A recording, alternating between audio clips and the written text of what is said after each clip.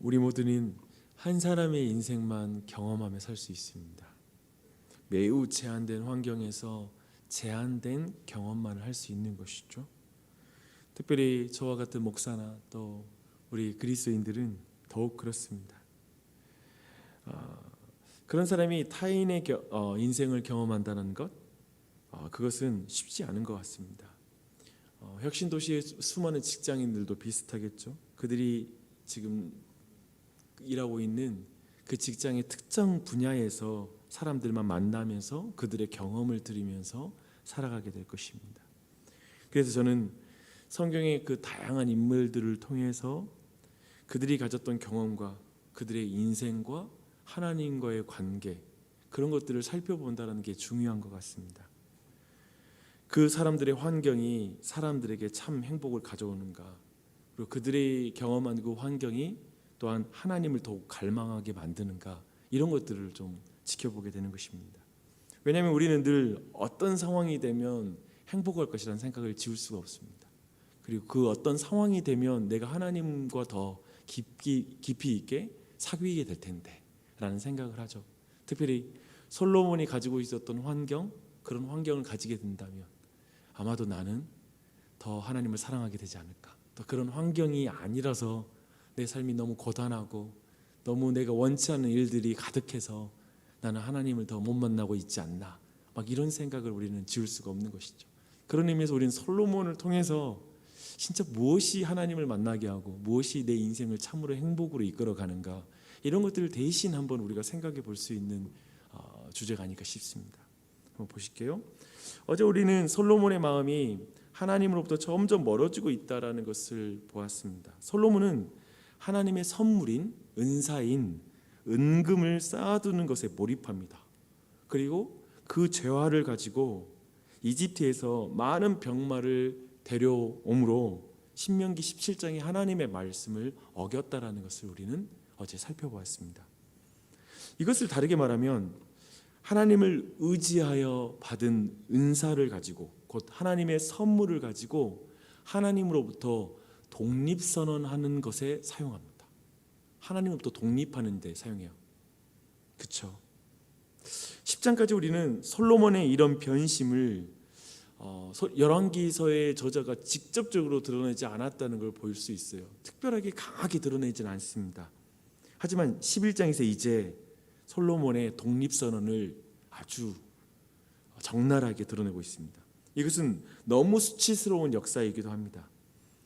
솔로몬이 많은 이방 여인들을 사랑함으로 하나님의 말씀을 정면으로 어겼다라고 이렇게 1절, 2절에서 말하고 있습니다. 우선 여기에서 질문이 나와요.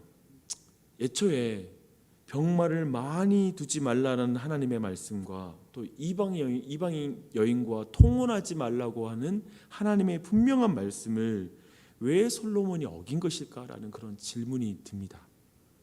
더하여 하나님은 솔로몬에게 놀라운 지혜를 주셨잖아요. 정말 놀라운 지혜를 주셨는데 그 놀라운 지혜로 충분히 솔로몬은 이러면 안 될 걸 알지 않았을까라는 그런 생각도 듭니다.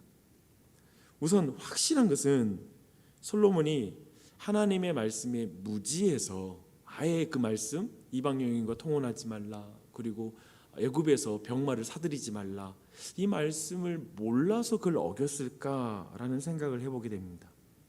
저는 그렇지 않았다고 생각합니다. 그리고 또 한 가지, 정확하게 솔로몬이 무슨 생각으로 그 일을 행했는지 그것도 성경이 정확하게 말하고 있지는 않습니다. 다만 몇 가지 힌트는 주고 있어요.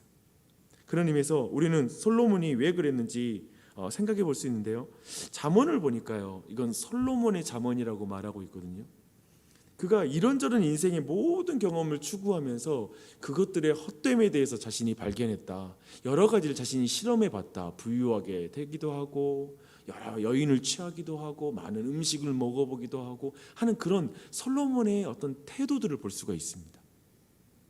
그러면서 그렇게 뭔가를 직접 탐구하면서 인생의 모든 경험의 한계치를 봤다라는 것이죠. 그런데 저는 그것이 좀 불편하더라고요. 뭔가를 막 내가 끝까지 한번 봐봐서 뭔가를 탐구해 가는 그 태도 말입니다. 그런 태도가 왜곡되면 하나님의 말씀에 순종하기보다 어쩌면 하나님의 말씀에 동의하거나 하나님의 말씀을 한번 판단해보고 한번 여인들을 많이 취해볼까? 한번 내가 이방 여인들까지 한번 취해볼까? 어쩌면 그런 태도를 가지지 않았을까? 그런 생각이 들었습니다. 그런 태도가 왜곡되면 그렇다라는 것이죠. 어쩌면 솔로몬은 하나님이 우려할 정도로 자신은 나가지 않을 거야, 자신이 분별력이 있으니까 라고 생각하며 젊어서부터 여인들을 얻기 시작하고 병마를 사들이기 시작했는지 모릅니다. 어제 말한 것처럼 결국 솔로몬은 은사로 사는 인생이지 은혜로 사는 인생이 되지 못합니다. 그리고 솔로몬을 통해 우리가 분명히 확인하는 것은 은사, 지혜, 그런 것을 가지고 그 세상 누구보다 뛰어난 그 지혜를 가지고 결국 죄를 범하는 일을 멈출 수는 없습니다. 은사가 죄를 막지는 못합니다. 이걸 꼭 주의하셔야 됩니다. 그래서 하나님 우리에게 많은 선물 주실 수 있잖아요. 재물의 선물도 줄 수 있고, 그리고 지혜도 줄 수 있고요, 총명함도 줄 수 있어요. 수많은 걸 우리가 기도해서 얻을 수 있어요. 근데 그것이 우리를 죄로부터 지키지 못합니다. 그걸 꼭 기억해야 되고, 그것이 또 우리를 하나님과 가깝게 만들지도 못합니다. 이 또한도 꼭 기억하십시오.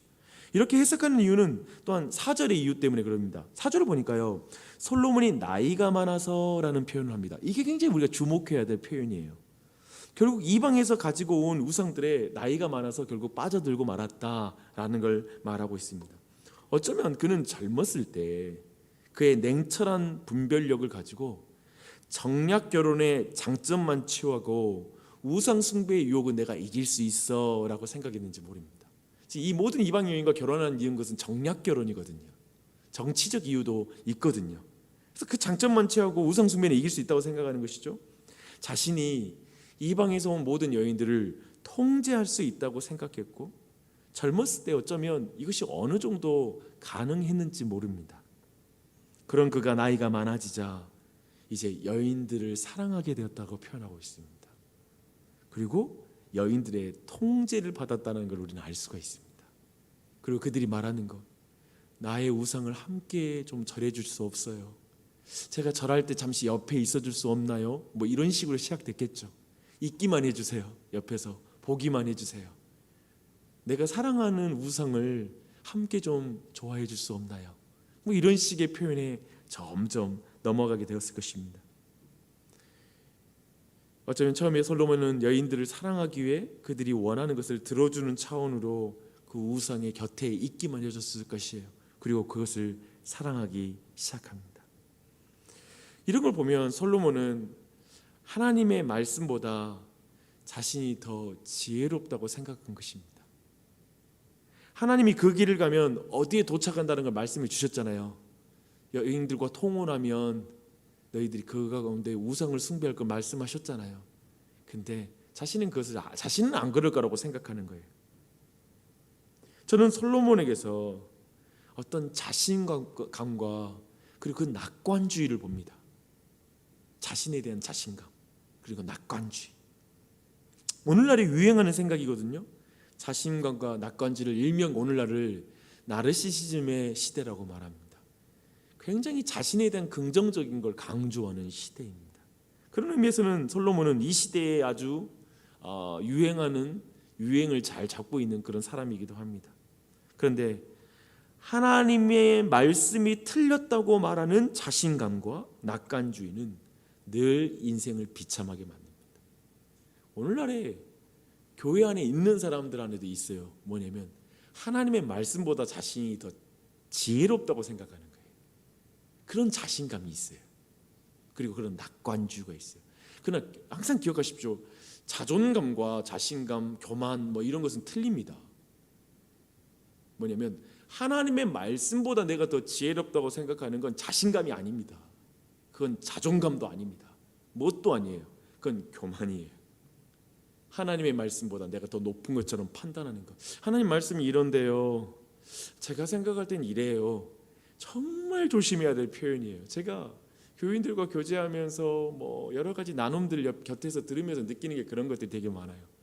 내가 생각하기에는요, 이 말이 되게 많습니다. 주의하십시오. 하나님의 말씀보다 더 뛰어난 내 생각은 없습니다.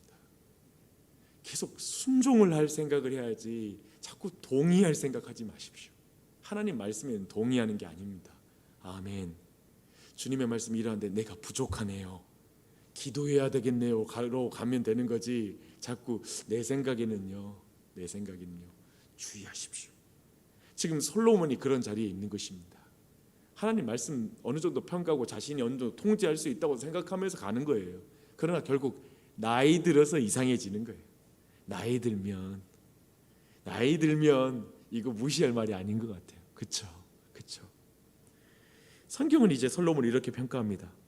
왕의 마음이 그의 아버지 다윗의 마음과 같지 아니하여 그의 하나님 여호와 앞에 온전하지 못하였다.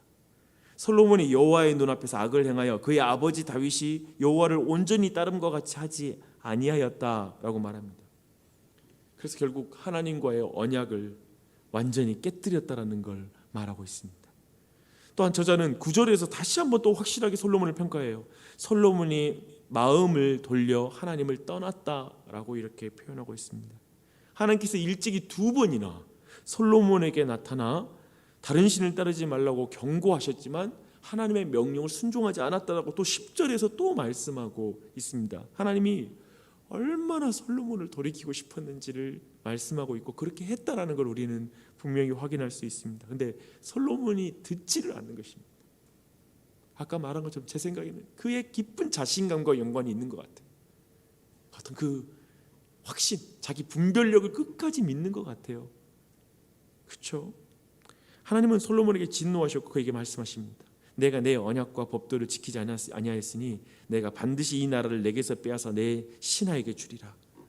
그러나 하나님께서는 다윗을 생각하여 솔로몬의 세대에는 이 일이 일어나지 않게 하겠다고 말씀하시고 내 종 다윗과 내가 택한 예루살렘을 위하여 한 지파는 솔로몬에게 남겨주겠다라고 이렇게 말씀하는 것으로 오늘 말씀 마무리가 됩니다. 솔로몬의 이 마지막을 보는 것 참 안타깝죠. 그렇죠? 솔로몬이라는 인생을 통해서 우리는 뭘 봐야 될까요? 하나님은 뭘 보여주시는 것일까요? 저는 솔로몬의 인생을 결국 하나님은 계속 다윗과 마지막에 비교해서 평가를 하시잖아요. 그 관점으로 이제 내용을 좀 정리하고 우리가 오늘 기도할 제목을 좀 봤으면 좋겠습니다. 도대체 다윗과 다른 결정적인 게 뭘까라는 것이죠. 저는 최근에 예배를 시작할 때에 제가 나눴던 한 이야기가 생각이 났어요. 어거스틴의 그런 나눔을 최근에 제가 말씀을 예배를 시작하면서 나눴었습니다. 그 내용은 우리가 애정을 갖는 것들에는 향유할 것과 사용할 것이 있다라는 말씀을 드렸습니다. 조금 더 설명해 드릴게요. 우리가 어떤 것을 향유한다라는 것은 그 사물 자체 안에 참된 기쁨과 만족이 있기 때문에 갖는 애정을 말합니다. 사물 자체를 사랑하는 것이죠. 아버지의 집을 떠난 이방인에게 고향은 그 자체로 행복한 것이잖아요. 고향 그러면 지난 주일 말씀 아버지의 집이라는 것은 정말 우리에게 어떤 행복 자체가 있는 곳이에요. 그래서 향유의 대상이 되는 것이죠. 그런데 지금 고향을 향유할 수 없어서 불행한 이방인은 고향으로 돌아가기 위해 자동차와 비행기가 필요하다고 그렇게 떼를 쓰는 거예요. 이런 것들은 고향을 향유하기 위해서 이용할 대상이잖아요. 교통수단이잖아요. 근데 그걸 향유할 대상들은 아닌 거예요. 근데 사람들이 이 자동차와 그리고 비행기를 사겠다고 계속 시간을 허비하고 있는 거예요. 그래서 우리가 고향을 가기 위해 구입한 자동차의 성능이나 주변의 경치를 너무 좋아하다 보면 우리가 사용해야 될 것을 향유하기 시작하면 결국 고향으로부터 멀어지는 거예요. 아버지의 품으로 멀어진다는 것이죠. 어거스틴에 의하면 영원하고 불변한 것만이 참된 향유의 대상이라고 말하고 있습니다. 그는 그 유일한 향유의 대상, 영원한 우리의 고향은 오직 아버지와 아들과 성령이 하나이신 삼위일체 하나님뿐이라고 분명하게 우리에게 말씀하고 있습니다. 그래서 우리가 다윗에게 본 것은 그거예요. 다윗과 그리고 시편의 기자들이 고백하는 건 뭐냐면, 하늘에서는 주에는 누가 내게 있으리요, 땅에서는 주밖에 내가 사모할 리가 없나이다. 사랑의 대상인 것이죠. 시편 기자도 오직 하늘과 땅의 유일한 즐거움의 대상이 유일한 하나님이라고 말하고 있는 거예요. 그분만 나의 향유의 대상이라고 말하는 거예요. 다윗의 마음이, 하나님이 너무 좋아하는 마음이 뭐냐면 죽을 때까지 하나님을 향유하는 인생이었던 거예요. 하나님만을 사랑한 사람이었던 거예요. 그게 그렇게 하나님께는 좋은 거예요. 그래서 웨스민스터 소요리 문답 제1문이 그렇잖아요. 사람의 제일 되는 목적은 무엇입니까? 하나님을 영화롭게 하고 영원토록 즐거워하는 것입니다. 인조이, 향유하는 것입니다 라고 이렇게 말하고 있습니다. 근데 솔로몬을 볼 때 우리가 보는 결정적인 실패는 뭐냐면, 그는 이용의 대상을 향유하고 있다는 거예요. 하나님의 은사를 향유하고 있다는 거예요. 그냥 그것이 좋은 거예요. 자신이 그걸 사랑하게. 그래서 마지막 표현은 뭐예요? 나이가 들어 이방에서 온 여인을 사랑하게 되었다, 향유하게 되었다. 그러니 하나님으로부터 마음이 멀어져 버리는 거예요. 저는 이것이 다윗과 솔로몬의 결정적 차이인 것 같습니다. 어떻습니까? 향유의 대상이 사용의 대상으로, 사용의 대상이 향유의 대상으로 바뀌어 버린 시대가 아닙니까? 이 시대가 그런 시대예요. 이때 우리가 다시 한번 솔로몬을 통해 분명한 교훈을 얻게 됩니다. 그리고 다윗을 통해, 시편의 기자를 통해, 노래를 통해 어거스틴의 이 고백이 우리에게 더 깊이 다가와요. 그래서 이 아침에 어떻게 기도할까요? 하나님, 내가 아무리 지혜로워도, 아무리 똑똑해도, 내 자녀가 아무리 총명과 지식을 많이 쌓아도 향유의 대상과 이용의 대상을 분별하지 못합니다. 주님, 향유의 대상과 분별의 대상을 분별할 수 있는 진짜 그 은혜를 나와 내 자녀와 우리 교회에 부어주시옵소서. 그때 진짜 이 세상의 많은 선물들을 누리게 될 줄 믿습니다. 음식 먹방 볼 때 막 이만큼 쌓아놓고 막 먹는 유튜버들이 있거든요. 그걸 보면 불쌍해요. 왜 저럴까? 음식을 향유의 대상인데, 음식은 이용의 대상이기도 하고 누려야 될 대상인데, 이게 막 뒤집어졌을 때 우린 거기에 중독을 보게 되고, 그게 음식이 저렇게 먹는 게 유익하지 않구나, 이쁘게 보이지 않는다는 걸 느끼게 되죠. 인생도 그래요. 하나님을 향유할 때 모든 걸 바르게 누리게 됩니다. 그래서 그렇게 기도했으면 좋겠어요. 오늘도 주님을 향유하면서 많은 걸 누리며 사십시오. 기도하겠습니다.